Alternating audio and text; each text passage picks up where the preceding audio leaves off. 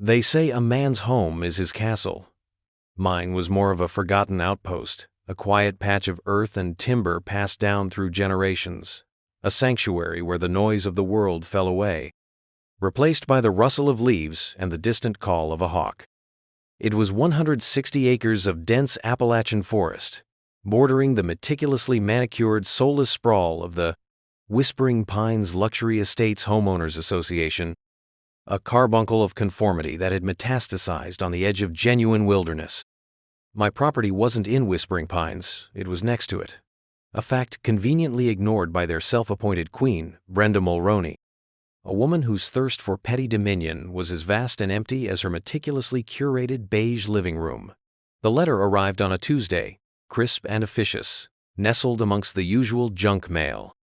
It was printed on heavy cardstock, the HOA logo, an embossed pine cone that looked more like a clenched fist. I slid it open with the edge of my hunting knife, the one my grandfather had given me, its worn handle a familiar comfort. The words inside, however, offered no comfort, only a cold, calculated declaration of war. A fine for $300,000. The accompanying list of violations was a masterpiece of bureaucratic malice. Unmaintained natural flora posing a fire hazard. That would be my ancient, thriving forest. Unauthorized wildlife habituation, apparently. The deer and turkey that had roamed these woods for centuries were now squatters. And the kicker, the one that tightened the knot in my chest until breathing became a conscious effort, prohibition of hunting activities on or adjoining HOA common areas. My land wasn't common area. It was mine. They were banning me from hunting on my own ancestral forest. The sheer audacity of it was breathtaking, a legal and moral overreach so profound it bordered on the surreal. They didn't know who I was. They saw a quiet man who kept to himself, who lived in the old farmhouse on the edge of their pristine kingdom. They saw a relic, perhaps, an anachronism. They didn't see the retired colonel who'd spent 20 years navigating complexities far more lethal than Brenda Mulroney's inflated ego. They didn't see the man who understood doctrine, strategy, and the precise application of overwhelming force when a line was irrevocably crossed. This wasn't just a fine. It was an invasion, an attempt to annex my sovereignty, to neuter the very spirit of the land my family had bled for, lived for, and entrusted to me. Brenda and her cohort of busybodies had mistaken silence for weakness. They had just signed their own eviction notice for my peace of mind, and in doing so, they had unwittingly initiated a protocol they were woefully unprepared to counter. The air in my study grew colder as I reread the document. The ink, a stain on the page, a desecration. $300,000. They might as well have asked for my soul. They wouldn't get either. They would, however, get a lesson in boundaries. A tutorial in consequences, delivered with surgical precision. The game, as they say, was afoot, but they were about to find out they weren't playing croquet on the HOA lawn anymore. They were treading through a minefield I was about to lay. The first step, as always, was reconnaissance, understanding the enemy, their capabilities, their vulnerabilities. Their greatest vulnerability, I suspected, was their arrogance, their belief in their own petty authority, and their cheap wood. I'd seen their contractors scuttling like ants at the edge of my property line over the years, always seeming to find fallen timber just inside my woods for their endless community improvement projects, gazebos, picnic tables, fence repairs for their own tightly controlled domains. Coincidence? I'd always charitably assumed. Now, charity was a luxury I could no longer afford. This was no longer about a misinterpretation of bylaws. This was theft, plain and simple, camouflaged under the guise of neighborly resourcefulness. The fine was the insult, the hunting ban was the injury. The systematic pilfering of my timber, that was the quiet, festering wound they'd just ripped open. It was time to cauterize it. My first call was to Marcus Thorne, a man whose legal acumen was as sharp as his Savile Row suits, and whose loyalty had been forged in crucibles far hotter than any HOA boardroom. Marcus, I said, my voice devoid of inflection. I have a situation. Hostile incursion, civilian context. Requires a robust, multi-layered response. He listened. the silence on his end punctuated only by the faint scratch of a pen. Marcus understood the language of conflict, even when it was dressed in the drab fatigues of property law. "Send me the documents," he said, his tone already shifting from barrister to field commander, "and everything you know about their operations, particularly anything concerning resource acquisition." Resource acquisition. A polite term for what I was beginning to suspect was systematic, low-grade larceny. While Marcus began dissecting the HOA's bylaws and the legality of their outrageous demand, I turned my attention to the physical. The property line between my forest and Whispering Pines was clearly demarcated on every survey map dating back to my great-grandfather's time. It was a line they had clearly and repeatedly ignored. The unmaintained natural flora they complained about was, in fact, the very barrier that kept their sterile world from encroaching further. Now, I would reinforce that barrier, make it tangible, irrefutable. I spent the next few days with my old survey maps, a compass, and a spool of brightly colored flagging tape, walking every inch of that boundary. Each step was a reclamation, each piece of tape a small flag of defiance. I noted every unofficial trail leading from their manicured cul-de-sacs into my woods, every clearing where freshly cut stumps hinted at their illicit harvests. My sidekick in this initial phase was a retired surveyor named Earl, a man whose eyesight might have been fading but whose knowledge of local land records and property disputes was encyclopedic. Earl, with his perpetually skeptical frown and a flask of something potent in his jacket pocket, confirmed my suspicions. "They've been treating this edge of your land like their personal lumberyard for years, son," he'd grumbled, squinting at a series of indentations in the soft earth. "See these drag marks? Consistent. Too consistent for casual foraging." He spat. "Brenda Mulroney thinks she owns the air everyone breathes." His words were gravelly, but they were gold. He became my eyes on the ground, his old fishing spot conveniently overlooking a section of the boundary frequently used by the HOA's preferred landscaping crew. He'd call me with terse updates, 2 of them, pickup truck heading towards the old oak stand, or "Saw that weasel Henderson, the HOA groundskeeper, eyeing your maples again." The information was crucial. It painted a picture of calculated, ongoing trespass, not accidental incursions. They weren't just overstepping their authority with fines, they were actively stealing from me. The $300 fine began to look less like a penalty and more like a smokescreen, a way to bully me into submission while they continued to exploit my resources. The moral violation of the hunting ban still stung the deepest, a personal affront to my heritage and my connection to that land. But their theft, their quiet, persistent theft, provided the tactical leverage I needed. They thought they were punishing me. They were, in fact, arming me. The dormant authority within me, the part that had managed logistics, planned operations, and dealt with far more dangerous adversaries, began to stir, assessing the terrain, formulating a plan of engagement. This wasn't going to be a shouting match over a fence. This was going to be a siege. The decision to build the fence was not made lightly. It was an act of escalation, a physical manifestation of the line they had crossed. It would be expensive, laborious, and undoubtedly provoke further outrage from Brenda and her court.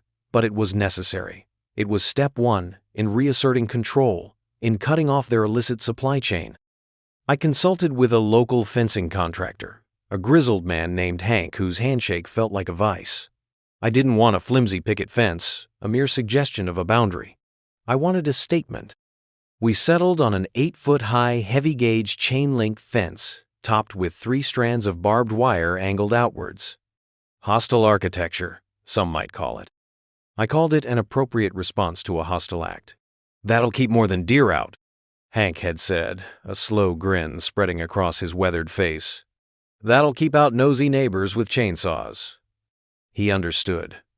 The permitting process was a delightful exercise in irony.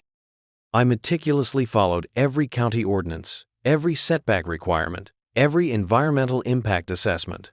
The same rules the HOA likely flouted when they borrowed my timber for their projects. The paperwork was filed, the fees paid, the inspections scheduled. Each signature, each approved stamp was a small victory, a tightening of the legal noose I was preparing. The day the materials arrived, Stacks of steel posts, rolls of shimmering chain link, coils of barbed wire glinting in the sun, was a turning point. It felt like an ordnance delivery. The construction took 2 weeks. 2 weeks of relentless noise. The thud of the post driver, the whine of power tools, the clang of metal on metal. I was out there with Hank's crew much of the time, not because they needed my help, but because I needed to be there. I needed to see the wall rise, inch by painstaking inch. Each post sunk into the earth was an anchor, grounding my resolve. Each section of chain link stretched taut was a declaration. The fence ran the entire length of my property, bordering whispering pines, a silver scar on the landscape, a clear, unambiguous message. This far and no further. The effect on the HOA was immediate and predictable. Brenda Mulroney herself appeared on the 3rd day of construction, her face a mask of apoplectic rage, her perfectly coiffed hair quivering. She stood on her side of the emerging fence, a small, furious dictator surveying a rebellion.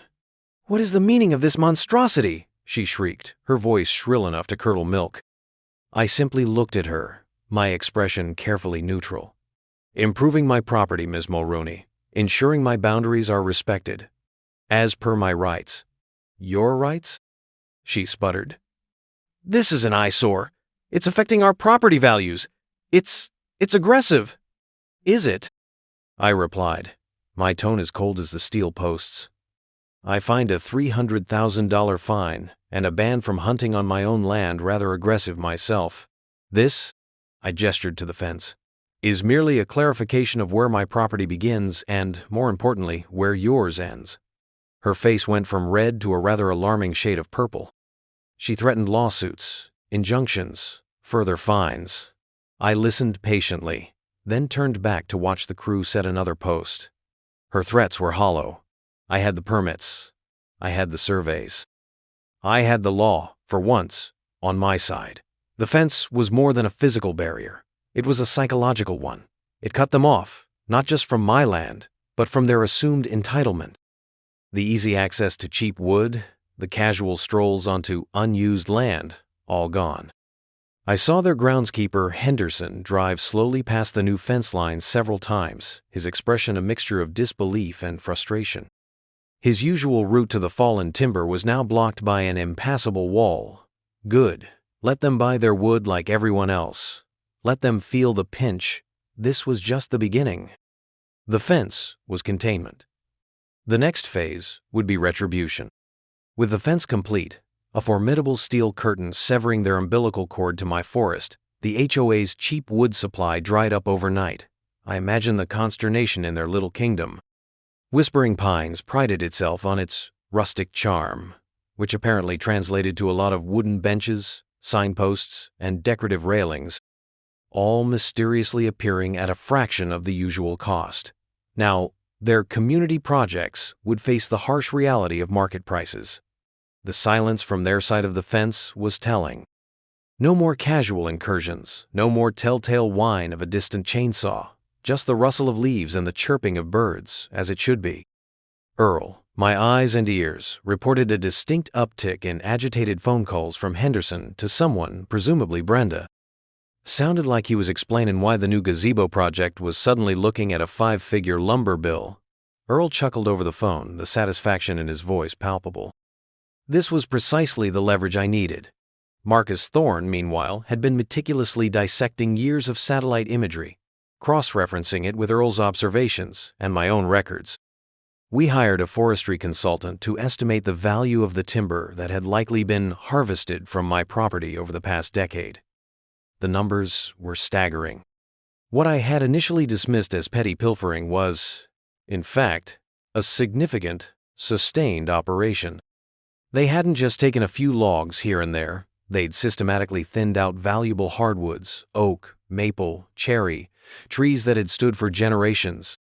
The estimated value of the unlawfully removed timber, conservatively calculated, was well into 6 figures. It dwarfed their preposterous fine against me. They've been running a commercial logging operation on your land, dressed up as weekend tidying, Marcus stated, his voice tight with controlled anger. The audacity is criminal. He laid out a series of aerial photographs on his conference table. Zoom-ins on specific sections of my forest, year by year, the gradual, undeniable thinning of the canopy along the HOA border, clearings that appeared and then were cleverly disguised with brush. We can see the access tracks, the loading areas, all just inside your line. They were professionals at this, or at least very practiced amateurs. My family's legacy, chipped away, log by log, to subsidize their artificial utopia.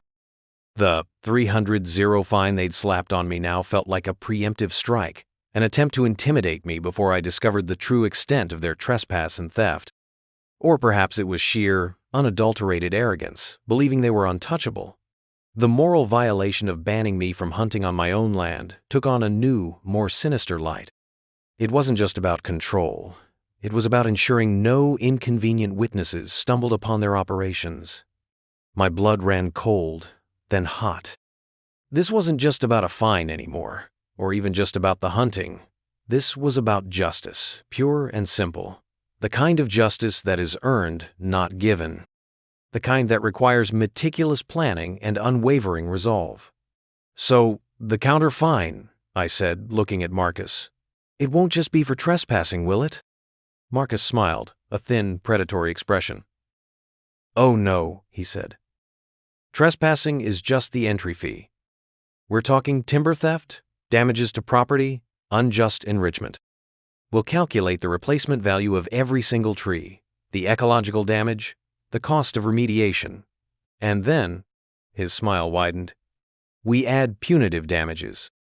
For the sheer, unmitigated gall." The figure he quoted made their 300-0 fine look like pocket change. It was a number designed to cripple, to dismantle. It was, in a word, perfect. The tactical ops metaphor was no longer a metaphor. This was a campaign, and we were preparing the final assault. The fence had cut their supply lines. Now we would hit their treasury. The package delivered to the Whispering Pines HOA office was considerably thicker than the one they had sent me. It wasn't on cheap cardstock. It was bound, indexed, and delivered by a stern-faced courier who required a signature from Brenda Mulroney herself. Inside, nestled amongst pages of meticulously documented evidence, satellite imagery, sworn affidavits from Earl and the forestry consultant, detailed financial analyses of timber values, and copies of my irrefutable property deeds, was our own invoice.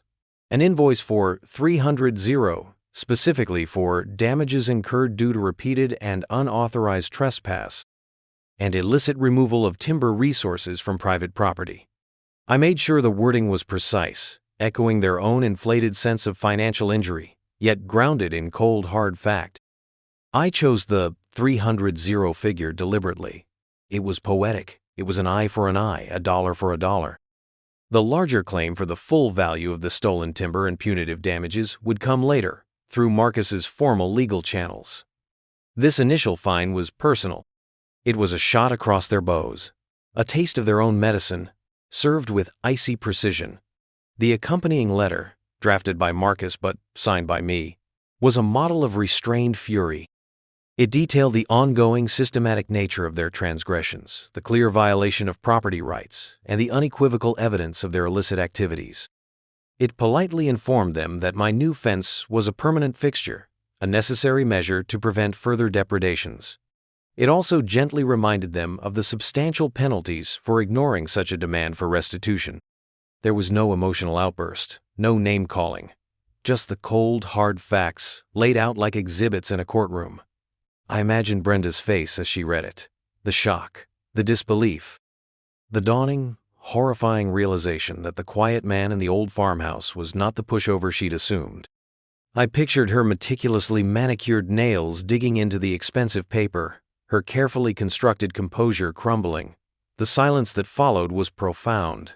For 3 days, nothing.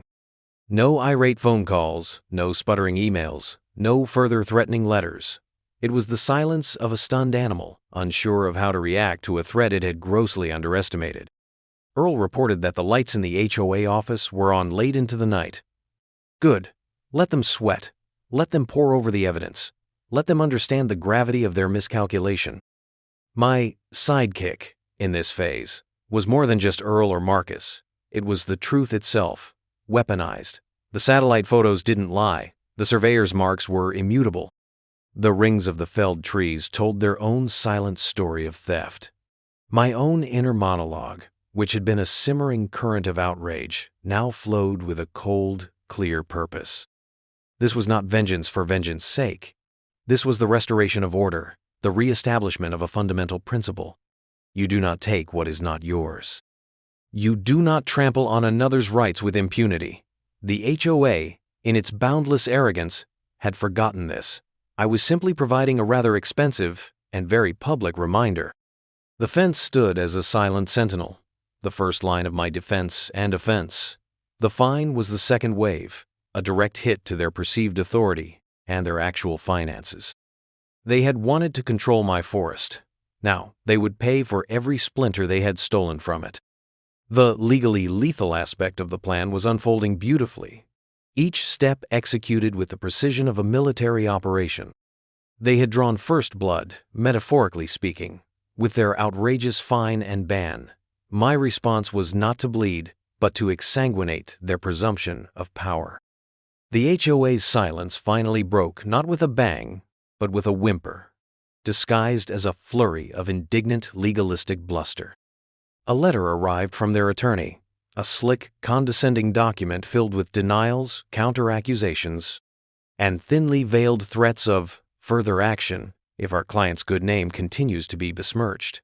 It was a masterpiece of deflection, attempting to paint me as the aggressor, the unreasonable party upsetting the harmonious balance of the community. Harmonious balance. I almost laughed. Their harmony was built on my stolen timber. Marcus reviewed their lawyer's missive with a disdainful sniff. "Standard boilerplate," he declared. "All bark, no bite. They're rattled. They know we have them." His assessment was, as usual, spot on. The letter was a desperate attempt to regain control of a narrative that had slipped from their grasp.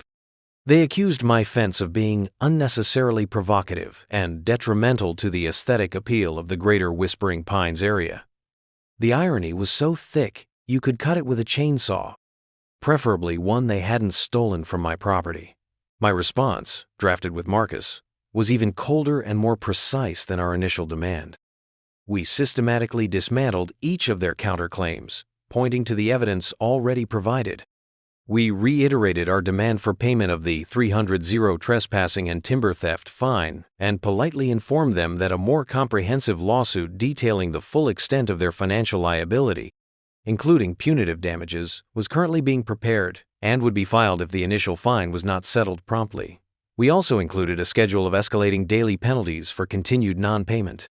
This was where the cold-blooded calm with explosive emotional undercurrents truly came into its own. Outwardly, my communications were all business, all legal precision. Inwardly, the righteous fury still burned, but it was a controlled burn, fueling the engine of this methodical takedown. Every word, every clause, was a carefully aimed shot. The supporting characters in this drama, my neighbors on the periphery of Whispering Pines, began to take notice. Word of the Great Wall and the dueling megafines had started to spread. Some were quietly supportive, having had their own minor run-ins with Brenda's reign of terror. Others were simply fascinated by the spectacle of the HOA finally meeting an immovable object. I received a few anonymous notes of encouragement, slipped into my mailbox. A fruit basket even appeared on my porch, with a card simply saying, "Go get 'em." The silent majority was stirring, perhaps seeing a crack in the facade of HOA invincibility.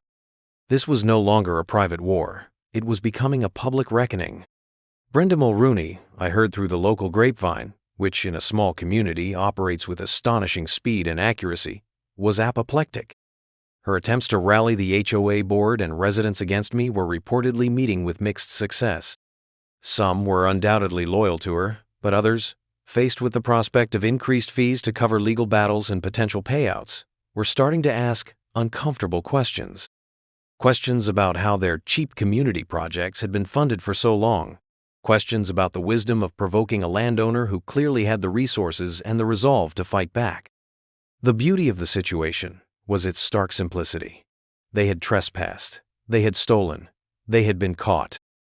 Their attempts to muddy the waters with accusations about my fence or my supposed lack of community spirit were transparently self-serving. The fence was a consequence, not a provocation. My demand for restitution was justice, not aggression. The power dynamic had irrevocably shifted. They were no longer the arbiters of my fate, the issuers of arbitrary edicts. They were now defendants, facing a legitimate and well-documented claim. The hunter had become the hunted, and they were trapped by the very legal framework they had sought to weaponize against me. Their next move would be critical. They could choose to escalate further, to drag this through the courts, exposing their dirty laundry to an even wider audience.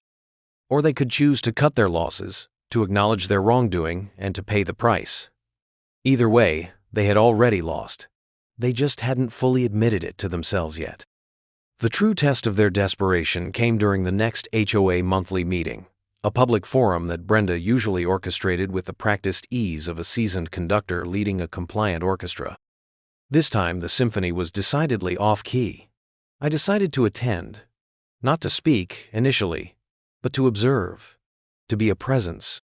My entrance caused a ripple through the assembled residents in the community clubhouse. Conversations hushed, heads turned. I took a seat in the back, my expression unreadable, a silent testament to the storm I had unleashed. Brenda, perched at her podium, looked paler than usual, her customary ironclad confidence visibly dented. She tried to proceed with the usual agenda: minutes from the last meeting, treasurer's report, upcoming social events. But the elephant, or rather the 8-foot steel fence, and the 300 invoice was in the room, sucking all the oxygen out. Finally, a resident, a nervous-looking man named Peterson, cleared his throat. "Brenda," he began, his voice trembling slightly, "about this situation with the property adjoining Elm Street. The fence and the fines." A murmur went through the room. Brenda's smile tightened. "Mr. Peterson, that is a legal matter currently being handled by the HOA's counsel. It is not appropriate for public discussion at this juncture. With all due respect, Brenda," a woman with sharp eyes and a sharper tone cut in, "it becomes very appropriate for public discussion when our HOA fees are likely to skyrocket to cover legal costs and potential settlements. We deserve to know what's going on. We deserve to know if the board overstepped." This was Mrs. Bradavance Henderson, no relation to the groundskeeper, but a formidable presence in her own right, known for her meticulous reading of HOA bylaws. The dam had broken. One by one, other residents began to voice their concerns, their questions no longer veiled in polite deference. How long had the HOA been sourcing wood from my property? Who authorized it? Why wasn't this disclosed? What was the contingency plan now that this resource was cut off? Brenda faltered. Her usual arsenal of condescension and deflection was failing her. She looked flustered, cornered. This was the public reckoning, playing out in real time. My tactical retaliation had moved from legal filings and physical barriers to the court of public opinion within their own ranks. I watched, impassive. My intensely personal motivation, protecting my family's land and legacy, had found an unexpected ally in the collective self-interest of the HOA members themselves. They might not care about my heritage, but they certainly cared about their wallets. During a particularly heated exchange, when Brenda tried to paint me as an unreasonable recluse deliberately trying to sabotage their community, I rose slowly. The room fell silent. "Ms. Mulroney," I said, my voice calm, carrying easily in the sudden stillness. "Let's be clear. For years, this HOA, under your leadership, has systematically trespassed on my private property and illicitly removed valuable timber without consent or compensation. When I discovered this theft, I secured my property, as is my right. The fine I issued is for damages directly resulting from your HOA's actions. It is not harassment, it is a demand for restitution." I paused, letting the words sink in. "You fined me 300 and attempted to ban me from activities on my own land based on spurious claims. I, in turn, have presented you with irrefutable evidence of actual, quantifiable damages caused by your HOA. The only unreasonableness here, Miss Mulroney, is the HOA's continued refusal to acknowledge its wrongdoing and make amends. My deadpan sarcasm was perhaps lost on some, but the core message was not. The fence stays, I continued, my tone hardening slightly. The demand for payment stands, and my attorney, Mr. Thorne, is preparing a far more comprehensive suit that will detail the full ecological and financial damages, which, I assure you, significantly exceed the initial 300,000. Perhaps the board should be discussing how it intends to mitigate that liability, rather than trying to vilify a landowner for protecting his property from theft. I sat back down. The silence was thick. Brenda looked as though she'd been slapped. Several board members were visibly pale. The cold-blooded calm with explosive emotional undercurrents had delivered its payload. They didn't know I was a man who understood leverage. They didn't know I was prepared to dismantle their little empire, piece by piece, if necessary. The meeting devolved into chaos after that, with residents demanding transparency and accountability from a visibly shaken board. My work there was done. The seeds of rebellion had been sown, watered by their own greed and arrogance. The aftermath of that HOA meeting was, as Marcus would dryly put it, suboptimal for Brenda Mulroney and her remaining loyalists. The facade of omnipotent control had shattered, revealing the petty machinations and potential financial malfeasance underneath. My reluctant warrior archetype had been forced into the open, but the strategic advantage was now undeniably mine. The HOA's attorney, no doubt sensing the shifting tides and the potential for a costly, unwinnable legal battle, initiated contact with Marcus. The tone was markedly different this time, less bluster, more conciliatory. They proposed a confidential discussion to explore an amicable resolution. Marcus and I understood amicable resolution to be code for, how much do we have to pay to make this go away? Our stance was firm. The 300,000 fine for trespassing and initial timber theft was non-negotiable. Payment in full. As for the broader claim for the full value of a decade of stolen timber, ecological damage, and punitive damages, that, Marcus informed them, would require a separate, more substantial settlement, or they could face us in court where all their dirty laundry would be aired publicly. The choice was theirs. The tactical ops metaphor for legal strategy was playing out perfectly. We had established air superiority with the public shaming, cut off their supply lines with the fence, and were now dictating terms from a position of strength. While their lawyers scurried, I turned my attention to something more satisfying, reclaiming my forest. The fence was a start, but the land itself bore the scars of their thievery. I walked the perimeter again, this time not with flagging tape, but with a sense of somber stewardship. The illegal clearings, the drag marks, the orphaned stumps, each one a testament to their greed. I contacted a reputable forestry management company, the same one that had assessed the damages, and began discussing a remediation plan. Replanting native species, managing the undergrowth to promote healthy regeneration, undoing, as much as possible, the harm they had inflicted. The cost of this remediation would of course be added to their bill. The visual metaphor of the fence as a boundary and defiance was now evolving. It wasn't just about keeping them out.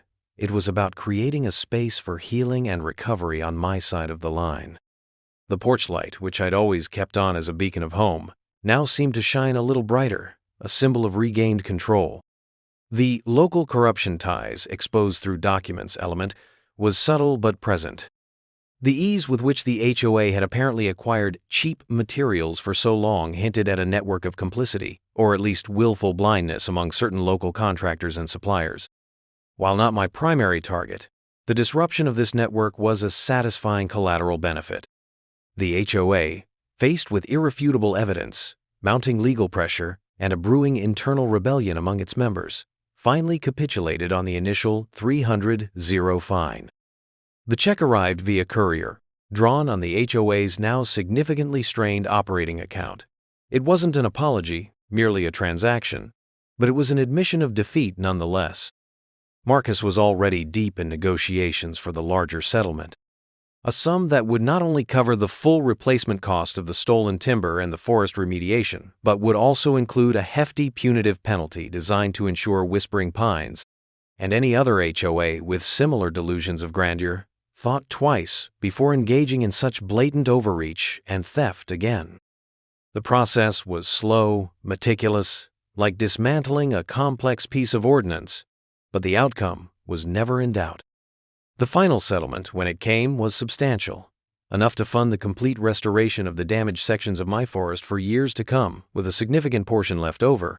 Punitive damages that Marcus gleefully described as a painful lesson in respecting property rights. Brenda Mulroney, I heard, quietly resigned from her position as HOA president shortly thereafter, citing personal reasons. The official narrative was that she was pursuing new opportunities. The unofficial one, circulating with considerable satisfaction among the residents of Whispering Pines, was that she'd been forced out, her reign of petty tyranny brought to an ignominious end by the quiet man in the old farmhouse. The fence remained, a stark silver line against the green of the woods, a permanent reminder. It was no longer just a barrier. It was a monument to a battle fought and won, a symbol of defiance that had yielded tangible justice. The hunting ban was, of course, rescinded as part of the settlement, though the thought of hunting so close to their chastened domain now held less appeal. The victory was not in the permission to hunt, but in the principle that no one, not even a puffed-up HOA, could dictate what I did on my own land, a legacy passed down through generations. The intensely personal nature of this fight had been rooted in that legacy. The forest was more than just trees and dirt. It was a connection to my grandfather, to the ancestors who had walked this land before me. Protecting it had been an imperative, a moral obligation. The cold-blooded calm, with explosive emotional undercurrents, had been my shield and my weapon. The calm allowed for strategic thinking, for the precise application of legal and tactical pressure. The undercurrent of fury, born of injustice, provided the relentless drive to see it through. My supporting cast had played their roles perfectly. Marcus, the legal eagle, had been my spear. Earl, the grizzled surveyor, my eyes on the ground. Even the anonymous neighbors, with their quiet encouragement, had bolstered my resolve, proving that the silent majority can indeed find its voice when pushed too far. The law enforcement or legal ally, in this case Marcus, had not just legitimized the revenge, he had architected its most devastating blows, translating raw injustice into legally binding consequences. The climactic confrontation hadn't been a shootout at high noon, but a series of carefully orchestrated moves. The fence, the fine, the public exposure at the HOA meeting, and the final, crushing weight of the legal settlement. It was a first-person retaliation opera, played out not with bullets, but with bylaws, surveys, and the unyielding power of the truth. The locked gate visual metaphor found its true meaning not just in the physical fence, but in the psychological closure it brought. The chapter of HOA harassment was definitively closed. They had crossed a line, a moral and legal boundary, and they had paid dearly for it. The blood in this conflict wasn't literal, but the cost to their reputation, their finances, and their inflated sense of authority was, in its own way, just as profound. As for me, the reluctant warrior, I returned to the quiet stewardship of my land. The forest would heal. The rhythms of nature would reassert themselves. The experience had been a stark reminder that vigilance is the price of freedom, even the freedom to enjoy one's own property, in peace. They hadn't known who I was, but they learned. They learned that some lines are not meant to be crossed, and that behind a quiet demeanor can reside a will of iron and the strategic mind to enforce it. The woods were mine again, truly mine, not just by deed, but by the hard-won peace I had secured. And that, more than any monetary sum, was the ultimate victory. The financial settlement was a necessary component of justice, a tangible consequence for their actions, but the real victory was quieter, more profound. It was in the rustling leaves of trees that would now grow undisturbed, in the knowledge that the legacy entrusted to me was secure, and in the subtle shift in the atmosphere along that once contested border. Whispering Pines was still there, of course, a monument to planned conformity, but its shadow no longer fell so heavily upon my land. The new HOA board, a chastened and considerably more cautious group, kept their distance. There were no more officious letters, no more petty complaints. The fence, glinting in the sun, served as a constant, silent reminder of the price of arrogance. My days settled back into their familiar rhythm, dictated by the seasons and the needs of the land, not by the arbitrary whims of a homeowners association. The forest remediation project was underway, young saplings taking root where stolen giants once stood. It would take years, generations even, for the woods to fully recover their former glory in those scarred patches. But the process itself was a form of healing, for the land and for me. The somber resilience that had carried me through the fight now transformed into a quiet satisfaction. There was no gloating, no desire to further antagonize. The objective had been achieved: the restoration of my rights, the punishment of wrongdoing, and the establishment of an unbreachable boundary. The protective loyalty I felt for my family's heritage had been tested and had proven stronger than their greed. Marcus Thorne occasionally called, partly to check in, partly, I suspect, because he genuinely enjoyed the strategic dismantling of the HOA's hubris. "Heard they're having trouble funding their new community reflection pond," he'd remarked once, a hint of dry amusement in his voice. "Seems the cost of actual legally sourced materials is proving prohibitive." The dark situational irony was not lost on me. They had sought to beautify their enclave with the plunder of my forest. Now, their ambitions were curtailed by the mundane reality of fair market value. My sidekick, Earl, still dropped by sometimes, ostensibly to fish in the creek that ran through a corner of my property, with express permission, of course. A stark contrast to the HOA's methods. We'd sit on the porch, sipping coffee, not saying much, just enjoying the peace. He never directly mentioned the HOA fight again, but there was a new level of respect in his eyes, a shared understanding. The surprise reversal, where the protagonist, me, had been planning all along, was perhaps less a sudden twist and more a gradual unveiling of a capacity they hadn't anticipated. They had poked a bear they thought was hibernating, only to discover it was wide awake, highly intelligent, and possessed of very sharp legal claws. The tactical justice fantasy had become a reality, a testament to what one determined individual could achieve when armed with truth, tenacity, and a very good lawyer. The military mind versus HOA tyranny had been a mismatch from the start, though they hadn't realized it until it was far too late. My inner monologue, once a torrent of tactical assessments and controlled fury, quieted. The power paragraphs of momentum gave way to shorter, more contemplative thoughts. The war was over. Peace, hard won, had returned. The visual cue of a locked gate, psychological closure, resonated deeply. The fence was more than steel and wire. It was the definitive end of a chapter, a seal upon a victory. The emotional tone had shifted from righteous fury and cold, calculated vengeance to a more settled, somber resilience, and finally to a quiet, earned contentment. The first-person, omniscient feeling due to planning and surveillance perspective had served its purpose during the conflict. Now, it was simply first-person, present, enjoying the sanctity of a space defended and reclaimed. The story of the 300-0 fine and the hunting ban, the fence and the counterfine, had become something of a local legend, a cautionary tale for overzealous HOAs everywhere. For me, it was a chapter I was glad to close, a reminder that sometimes, to protect what is precious, one must be willing to become a reluctant warrior, armed with legally lethal precision and a morally unflinching resolve. The forest thrived, and in its quiet strength, I found my own.